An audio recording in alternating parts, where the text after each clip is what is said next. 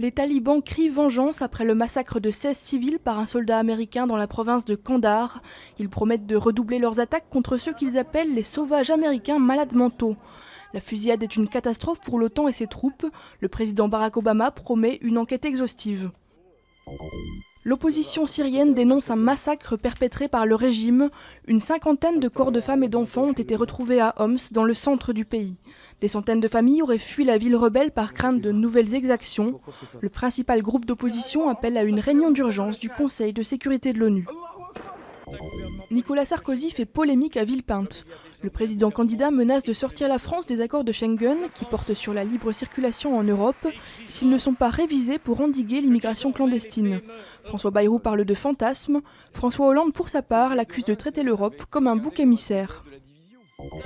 800 millions de personnes sans accès à l'eau potable en 2010 dans le monde, 2,5 milliards sans installation sanitaire de base. C'est pour répondre à ces chiffres toujours alarmants que s'ouvre à Marseille le 6e Forum mondial de l'eau. Reste à savoir comment assurer de l'eau saine et une alimentation suffisante aux plus de 9 milliards d'habitants prévus sur la planète en 2050. L'Angleterre douche les dernières ambitions tricolores dans le tournoi des 6 nations. Le 15 de France n'a plus aucun espoir de titre après sa défaite 22-24 au Stade de France. Les hommes de Philippe Saint-André n'ont plus qu'un maigre objectif, priver le Pays de Galles d'un grand chelem samedi prochain à Cardiff.